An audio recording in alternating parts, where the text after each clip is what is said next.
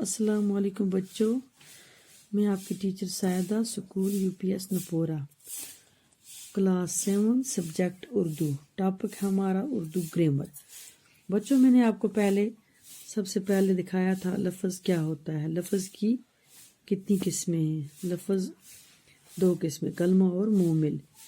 پھر کلمے کی کتنی قسمیں ہیں۔ آج ہمارا جو ٹاپک ہے کلمے کی قسمیں۔ کلمے کی 6 قسمیں، کتنی؟ 6۔ اسم، فعل، حرف، صفت، متعلق، فعل، ضمیر۔ اسم ہو گیا ناؤن، جو انگلش میں اس کو بولتے ہیں ناؤن۔ وہ کلمہ ہے جو کسی شخص یا چیز کا نام ہو، جیسے مسجد، مندر، لڑکا، کتاب، موہن، گنگا۔ یہ ناؤن ہے، سب اسم ہے۔ کیا ہے؟ اسم۔ کوئی بھی نیم ہوگا وہ ہوگا اسم۔ صفت ہو گیا ایڈجیکٹیو۔ وہ کلمہ ہے جو کسی اسم کی حالت یا کیفیت کو ظاہر کرے، جیسے سرخ، سفید، بڑا وغیرہ۔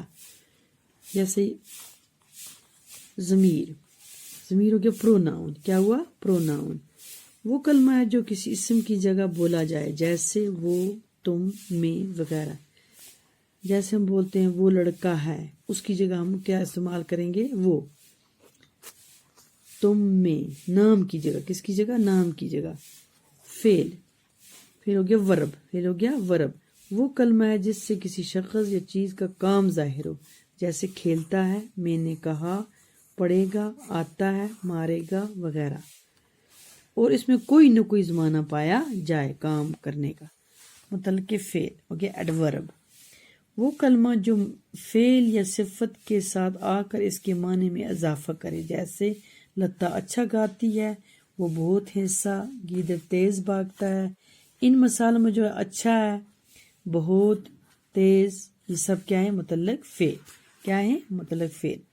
حرف وہ کلمہ ہے جو نہ اسم ہو، نہ ضمیر، نہ صفت، یہ حرف ہے، نہ فعل، نہ متعلق فعل ہو، بلکہ صرف 2 جملوں کا کلمات کو آپس میں کیا کرتا ہے؟ ملاتا ہے۔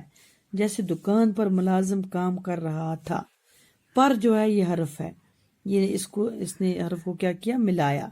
اس نے بڑی کوشش کی مگر کامیاب نہ ہوا۔